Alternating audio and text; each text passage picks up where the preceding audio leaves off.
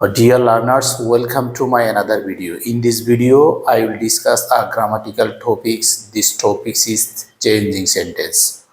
ওকে শিক্ষার্থী বন্ধুরা, আজকে আমি একটা গ্রামাটিক্যাল টপিকস নিয়ে আলোচনা করব। টপিকসটা হচ্ছে চেঞ্জিং সেন্টেন্স। চেঞ্জিং সেন্টেন্স বিভিন্ন ধরনের হতে পারে, active to passive, simple to complex, compound এবং affirmative to negative, negative to affirmative. আজকে আমি অ্যাফার্মেটিভ সেন্টেন্সকে কিভাবে নেগেটিভ করা যায়, আজকে শুধু অ্যাফার্মেটিভ থেকে নেগেটিভ নিয়ে আলোচনা করব। এখানে একটা জিনিস লক্ষ্য রাখতে হবে যে অ্যাফার্মেটিভ থেকে নেগেটিভ, এই ক্ষেত্রে যখন আমরা বাক্যটাকে অ্যাফার্মেটিভ থেকে যখন আমরা নেগেটিভ করব, সেই ক্ষেত্রে আমাদের এই বাক্যগুলোতে কোনো অর্থের পরিবর্তন হবে না, শুধুমাত্র স্ট্রাকচার চেঞ্জ হবে। ওকে শিক্ষার্থী বন্ধুরা, আমি এখানে একটা রুল লিখেছি, বোথ ডট ডট অ্যান্ড। অর্থাৎ আমরা জানি যদি কোনো সেন্টেন্সে অ্যাফার্মেটিভ সেন্টেন্সে বোথ থাকে, ডট ডট এবং অ্যান্ড থাকে, ডট ডটের জায়গায় একটা নাউন ব্যবহার হতে পারে। তো সেক্ষেত্রে আমরা প্রথম বোথের জন্য নট অনলি, পরে অ্যান্ডের জন্য আমরা বাট অলসো ব্যবহার করব। For example, both Rakib and Sakib gave the correct answer. এই বাক্যটা হচ্ছে অ্যাফার্মেটিভ, এই বাক্যটাকে আমরা নেগেটিভ করব। এই বাক্যটার অর্থ কি দাঁড়াচ্ছে, বোথ রাকিব এন্ড সাকিব, রাকিব এবং সাকিব তারা উভয়ে গ্যাভ দ্য কারেক্ট আনসার, তারা সঠিক উত্তরটা দিয়েছিল। এই বাক্যটা আমরা নেগেটিভ করব। তো নেগেটিভ করলে আমাদেরকে খেয়াল করতে হবে যে স্ট্রাকচারের রুলের কোনো শব্দ এখানে ইউজ হয়েছে কিনা। নিশ্চয় এখানে রুলের শব্দ ইউজ হয়েছে, যে বোথ এবং অ্যান্ড রয়েছে।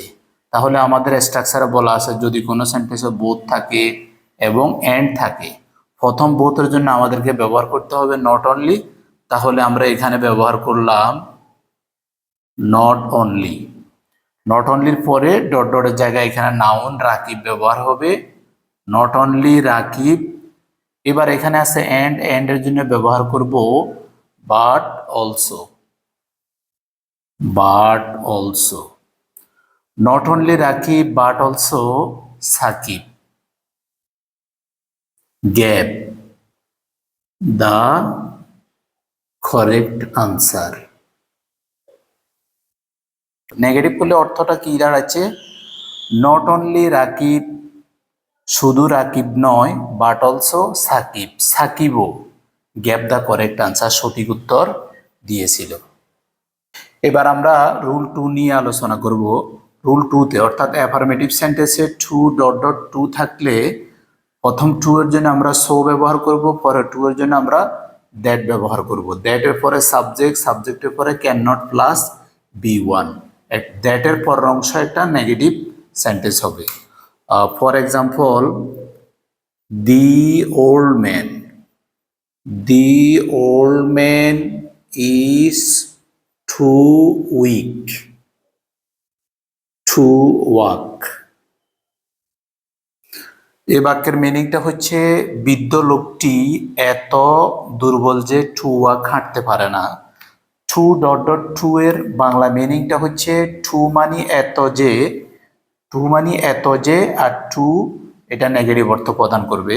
তাহলে এই বাক্যটাকে যদি আমরা চেঞ্জ করি, অর্থ পরিবর্তন হবে না। বাক্যটা নেগেটিভ করলে কি দাঁড়াচ্ছে, আমাদেরকে প্রথম খেয়াল করতে হবে এই বাক্যে স্ট্রাকচার অথবা রুলের কোনো শব্দ ইউজ হয়েছে কিনা। এখানে আমরা নিচে দেখতে পাচ্ছি যে এখানে টু আছে, তারপরে এখানে টু আছে, দুই টু এর মাঝখানে ডট ডটের জায়গায় একটা অ্যাডজেক্টিভ ব্যবহৃত হয়েছে। এখানে উইকটা হচ্ছে অ্যাডজেক্টিভ। ওকে, তাহলে এই বাক্যটাকে যখন আমরা নেগেটিভ করব, দি ওল্ড ম্যান ইজ, এই টু এর জন্য আমরা ব্যবহার করব, এই টু এর জন্য ব্যবহার করব so, the old man is so, এরপরে অ্যাডজেক্টিভ উইক, সো উইক, তারপরে দ্যাট ব্যবহার করব।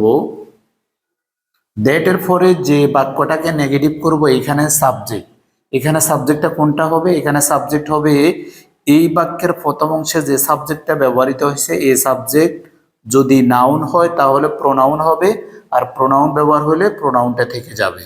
যেমন দ্য ওল্ড ম্যান আছে, দ্য ওল্ড ম্যানটা হচ্ছে নাউন, এটার প্রোনাউনটা হচ্ছে হি। তারপরে ব্যবহার করব আমরা can not to sorry can not walk. The old man is so weak that he cannot walk. ওকে, এবার আমরা রুল 3 নিয়ে আলোচনা করব। রুল 3 হচ্ছে যদি কোনো অ্যাফার্মেটিভ সেন্টেন্সে এস ডট ডট এস থাকে তাহলে আমরা প্রথমে এজের পরিবর্তে নট লেস, পরে এজের পরিবর্তে আমরা দেন ব্যবহার করব। For example, he is as wise as you. Meaning of the sentence, সে যেমন জ্ঞানী তেমন তোমার মতো। তাহলে প্রথমে এজের অর্থ হচ্ছে যেমন, পরে এজের অর্থ হচ্ছে তেমন। ওকে, তাহলে এই বাক্যটাকে আমরা যদি নেগেটিভ করি, প্রথম খেয়াল করতে হবে এখানে স্ট্রাকচারের রুলের কোনো ওয়ার্ড আছে কিনা। নিশ্চয় রয়েছে এখানে, যে এস এবং এস, এজ এজ রয়েছে। তো এজ এজ যুক্ত অ্যাফার্মেটিভ বাক্যকে আমরা কিভাবে নেগেটিভ করব খেয়াল করতে হবে। অ্যাফার্মেটিভ সেন্টেন্সে এজ এজ থাকলে প্রথম এজের পরিবর্তে, প্রথম এ এজের পরিবর্তে আমরা নট লেস ব্যবহার করব। তাহলে প্রথম সাবজেক্ট আমরা লিখে ফেলি হি ইজ, এ এজের পরিবর্তে নট লেস। ওয়াইজ ব্যবহার করব, নট লেস ওয়াইজ, তারপরে এজের পরিবর্তে দেন ব্যবহার করব, দেন ইউ। অর্থ কিন্তু পরিবর্তন হয় নাই, তোমরা খেয়াল করবা। হি ইজ অ্যাজ ওয়াইজ, সে যেমন জ্ঞানী, অ্যাজ ইউ তেমন তোমার মতো। তাহলে নেগেটিভ করলে অর্থ কিন্তু চেঞ্জ হচ্ছে না, জাস্ট স্ট্রাকচারটা চেঞ্জ হচ্ছে। হি ইজ নট লেস, সে কম নয় জ্ঞানের দিক থেকে দেন ইউ, তোমার চেয়ে কম নয় মানে তোমার মতোই হচ্ছে সে জ্ঞানী। ওকে, এবার আমরা আলোচনা করব অ্যাফার্মেটিভ টু নেগেটিভের রুল 4 নিয়ে কথা বলবো। অ্যাফার্মেটিভ টু নেগেটিভের আরও একটা রুল রয়েছে। যদি কোনো সেন্টেন্সে মাস্ট থাকে, মাস্টের পরিবর্তে আমরা ব্যবহার করতে পারি ক্যান নট, বাট অথবা can not help plus B one. যদি আমরা ক্যান নট হেল্প ব্যবহার করি তাহলে পরবর্তী ভার্বের সাথে আইএনজি ব্যবহার করব। তো আমরা উদাহরণ দিই, you must respect your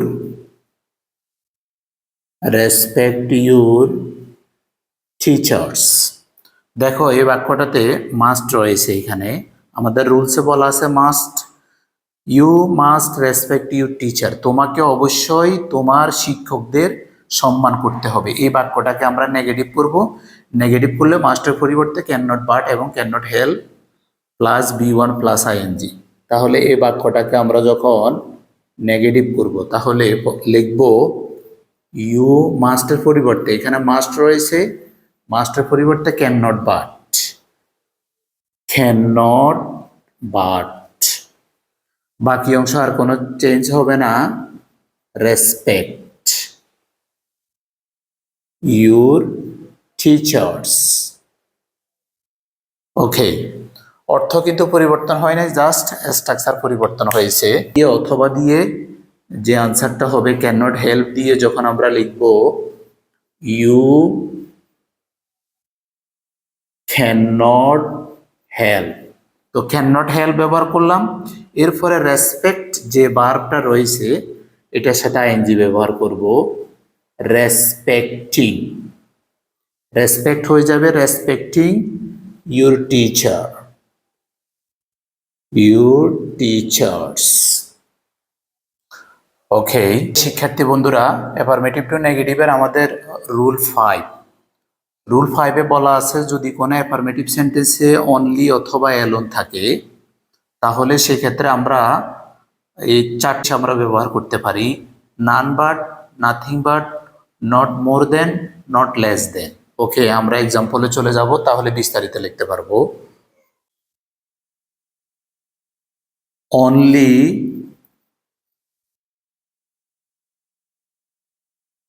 Allah can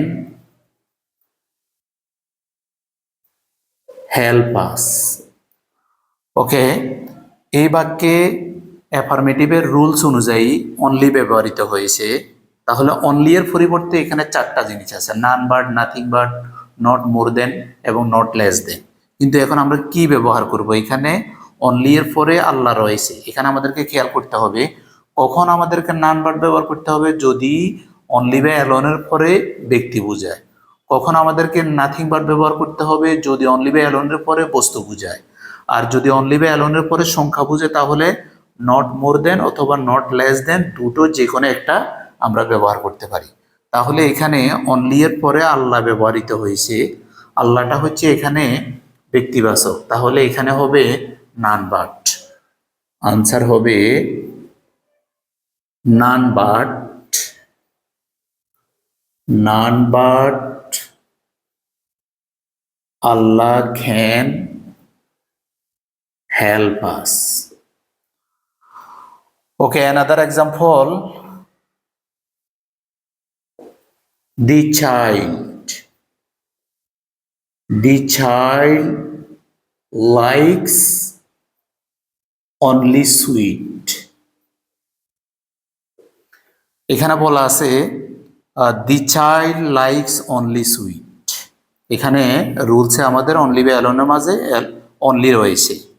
the child likes only sweet, এই শিশুটি কেবলমাত্র মিষ্টি পছন্দ করে। তাহলে নেগেটিভ করলেও কিন্তু অর্থ পরিবর্তন হবে না।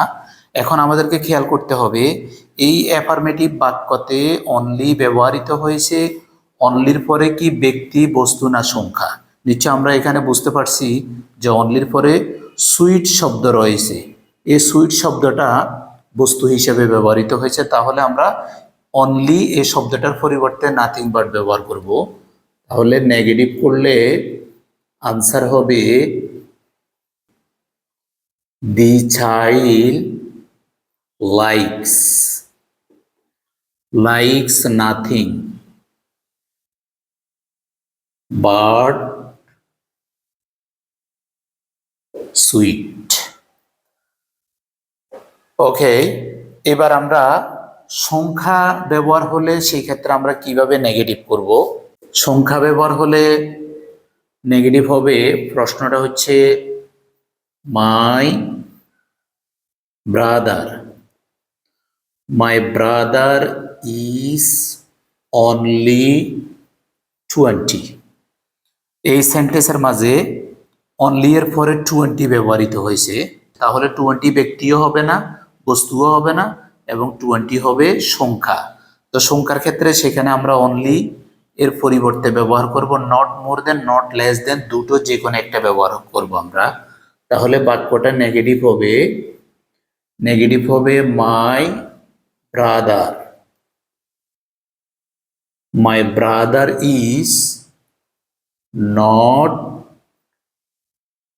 মোর দেন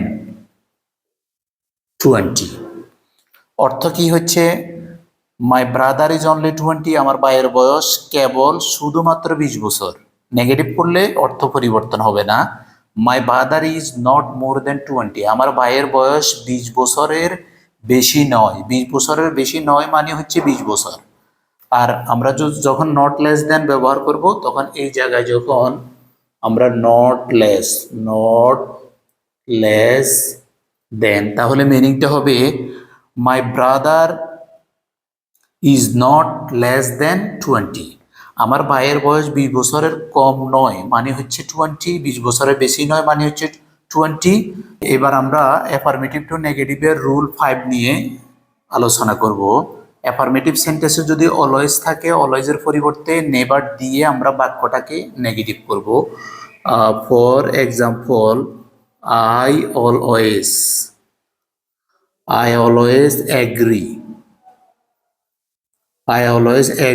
with him। এখানে অ্যাফার্মেটিভ সেন্টেন্সে অলওয়েজ রয়েছে, আমরা নিয়ম অনুযায়ী, রুলস অনুযায়ী যদি অলওয়েজ থাকে সেক্ষেত্রে নেগেটিভ, সেক্ষেত্রে অলওয়েজের পরিবর্তে নেভার ব্যবহার হবে। তবে আরেকটা জিনিস খেয়াল করতে হবে, যখন অ্যাফার্মেটিভ সেন্টেন্সে অলওয়েজ থাকবে, অলওয়েজের পরিবর্তে নেভার হবে এবং এই বাক্যে অ্যাফার্মেটিভ ওয়ার্ডটার নেগেটিভ অর্থ হবে। নেগেটিভ করি আমরা তাহলে, I never, I never agree. Agree affirmative, এটার অপোজিট ওয়ার্ড হচ্ছে disagree. disagree with him. I never disagree with him. Okay, এবার আমরা রুল 7 নিয়ে কথা বলবো। অ্যাফার্মেটিভ টু নেগেটিভ করতে হলে রুল 7-এ বলা আছে যদি কোনো অ্যাফার্মেটিভ সেন্টেন্সে অ্যাজ সুন অ্যাজ থাকে তাহলে অ্যাজ সুন অ্যাজ এর পরিবর্তে নো সুনার ব্যবহার হবে, নো সুনারের পরে ফার্স্ট পারফেক্ট টেন্স হবে, দেন ব্যবহার হবে, তারপরে ফার্স্ট সিম্পল। অর্থাৎ যদি অ্যাফার্মেটিভ সেন্টেন্সে অ্যাজ সুন অ্যাজ থাকে সেক্ষেত্রে নেগেটিভ করার সময় বাক্যটা একটু বড় হবে। সতর্কতা অবলম্বন করতে হবে। অ্যাজ সুন অ্যাজ এর পরিবর্তে নো সুনার ব্যবহার করব, ফার্স্ট পারফেক্ট টেন্স বানাবো, তারপরে বাক্যটার পরে দেন ব্যবহার হবে, তারপরে ফার্স্ট সিম্পল। তাহলে আমরা এক্সাম্পল নিয়ে একটু কথা বলি। ওকে, এই অ্যাফার্মেটিভ সেন্টেন্সটাতে অ্যাজ সুন অ্যাজ রয়েছে, এই বাক্যটাকে যখন আমরা নেগেটিভ করব সেক্ষেত্রে আমাদের রুলসে বলা আছে অ্যাজ সুন অ্যাজ এর পরিবর্তে no sooner plus first perfect tense than plus first simple. তাহলে অ্যাজ সুন অ্যাজ এর পরিবর্তে আমরা লিখব no sooner, no sooner first perfect tense the thief saw the police. এই বাক্যটা বর্তমানে ফার্স্ট ইনডিফিনিট আছে, এটাকে ফার্স্ট পারফেক্ট টেন্স বানাতে হবে। No sooner had the thief seen, seen the police, seen the police then he ran away, he ran away. Okay, খুব লক্ষ্য করো অ্যাজ সুন এজ পরিবর্তে আমরা নো সুনার ব্যবহার করেছি, তারপরে এখানে the thief saw the police এই বাক্যটা ফার্স্ট ইনডিফিনিট টেন্স আছে, এটাকে আমরা ফার্স্ট পারফেক্ট টেন্স বানিয়েছি। নো সুনারের কারণে হেডটা আগে বসে গেছে, সাবজেক্ট পরে। নিয়ম হচ্ছে সাবজেক্টটা আগে বসবে তারপরে হেড ব্যবহার হবে। ওকে শিক্ষার্থী বন্ধুরা, আজকে আমরা অ্যাফার্মেটিভ টু নেগেটিভ রুলস নিয়ে কথা বলেছি। এটা পার্ট 1, পার্ট 2-তে বাকি রুলগুলো নিয়ে আলোচনা করব। আজকের এই ভিডিওতে সঙ্গে থাকার জন্য তোমাদের সকলকে ধন্যবাদ। ভিডিওটা যদি ভালো লাগে লাইক, শেয়ার এবং সাবস্ক্রাইব করবা। ওকে।